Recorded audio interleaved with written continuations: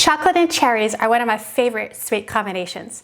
The first Black Forest cake I ever ate was the one my grandmother baked for one of my childhood birthdays.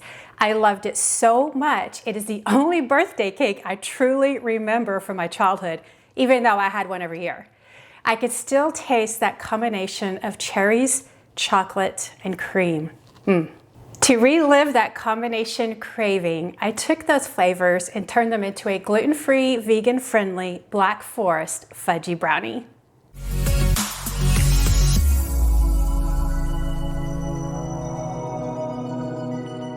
This recipe is very simple and comes together quickly in a food processor. Easy peasy. Even if you are a gluten eater, you might be surprised at how tasty these little guys are. Let's check them out. For the ingredients, you'll need coconut oil, black beans, oats, cocoa powder, baking powder, salt, brown sugar, maple syrup, maraschino cherries, and cherry juice or cherry extract, vanilla and almond extracts, along with chocolate chips. This recipe comes together very quickly, so go ahead and preheat your oven to 350 degrees. You're going to line an 8 by 8 inch baking dish with parchment paper. I just tore off a sheet, cut the corners down to where the paper meets the pan, and the paper sits flush in the pan, and then just set that aside. To a small bowl, add 60 grams, which is a quarter cup of coconut oil. Melt it in the microwave for 30 seconds or until melted. Our coconut oil is melted. To the bowl of a food processor, we're going to add all of the ingredients except for the cherries and the chocolate chips. So we'll start with the melted coconut oil. Then we'll add 425 grams, which is one 15-ounce can of black beans that have been rinsed and drained. 48 grams, which is a half a cup of old-fashioned or quick cooking oats. I'm using gluten-free and organic, but you can use whatever version you have. And as long as you're not cooking for a gluten-free individual.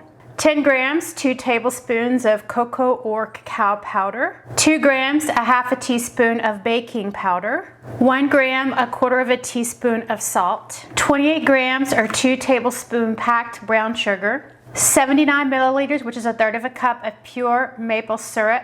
You can use honey. If not vegan, you can use a combination of honey and maple syrup. I have done all of the above.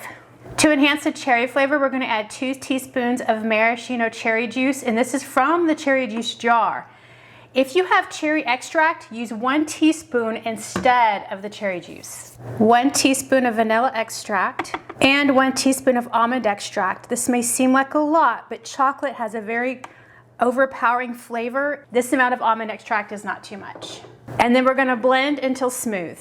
And this should take about a minute. Stop and scrape down the bowl. And you can see that it's starting to blend really well. There will be bits of black beans and little oat pieces. Okay, check out the mixture. That's the texture.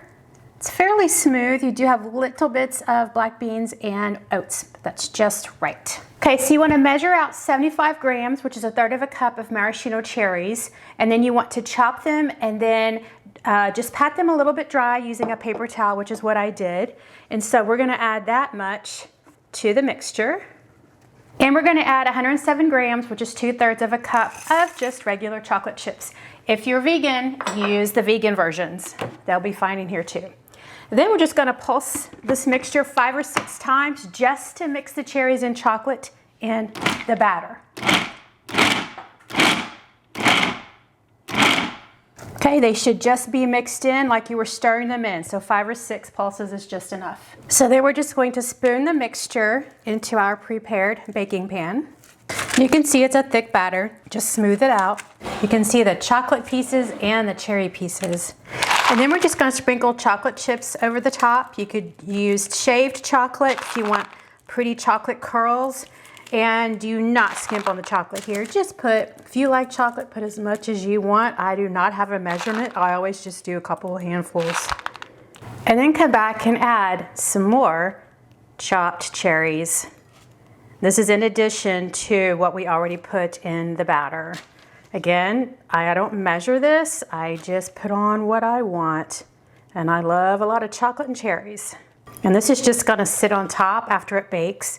So what you see now is what you're gonna see when it comes out of the oven. Yummy. Now that looks pretty good. So you're gonna place this in the oven and you're gonna bake the brownies for 15 to 18 minutes. I usually bake mine for about 18 minutes. So here they are, hot out of the oven. Now the brownie batter should look firm to the top. They will rise a little bit, but not much. Now these brownies do not have flour in them, so they are really fudgy. We're gonna let them sit on the counter to cool, and then we're gonna cover them and place them in the fridge for a couple of hours to overnight. They need to be firm when you cut into them. They are cooled, they've been in the refrigerator. Notice the cherries and the chocolate. Definitely Black Forest. Now we just add a little cream. I want you to see how easily they come out of the pan once they're firm and lift right out of the pan if you place them on parchment paper when you cook the batter. So now we can easily cut them. You could cut these as big as you would like. I typically go for 9. Cut 3 rows across both ways. Okay, and notice how quickly and easily they cut. That's the chocolate chips that you hear, that's a little crunchy. All right, they are definitely fudgy. They are cool, firm, loaded with cherries and chocolate. I could just spot the chocolate throughout, the cherries throughout. You can even spot the darker bits of black. That is the black beans, but it looks like chocolate. Any specks of white that you see will be the bits of oats. They are dense and fudgy. They're not cakey at all. So if you want to serve these, we can make these super elegant. Now, I typically go for them just like this. I don't really add anything to it. I think they're already sweet and fudgy. However, if you want to add a little pizzazz, you can use whipped topping, make your own whipped topping. I just happen to have some cocoa whip. So I am just going to put a dollop of cocoa whip on the top since these are gluten-free and vegan. Throw on some chocolate chips because they're not chocolatey enough. Ha ha. You could grate your chocolate. You could use chocolate chips whole. I just chopped up some chocolate chips.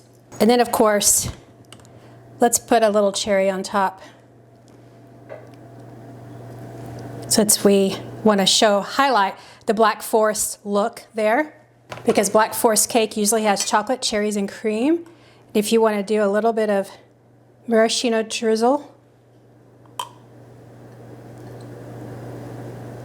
you can of course do that. And there you are, those are Black Forest Fudgy Brownies. This is such a gorgeous looking dessert, and it is super simple to make. So let's take a little bite. Strong cherry, strong chocolate flavors. That cream makes it really seem like the Black Forest cake. I love the fudgy instead of the cakey texture to it. If you like these flavors, you should really enjoy this. This is really good. The cream on top adds that Black Forest cake feel. Since these bars do not have any flour to absorb liquid, they will be a fudgy consistency, not cakey in any way. Slice and store these bars in the fridge for a week or so, if they last that long. They make a great quick snack to satiate a cherry chocolate craving. I enjoy these even if I'm not eating a gluten-free or vegan diet. Thanks for watching, liking, and subscribing. Until next time, add some chocolate and cherries to your life and go bake the world.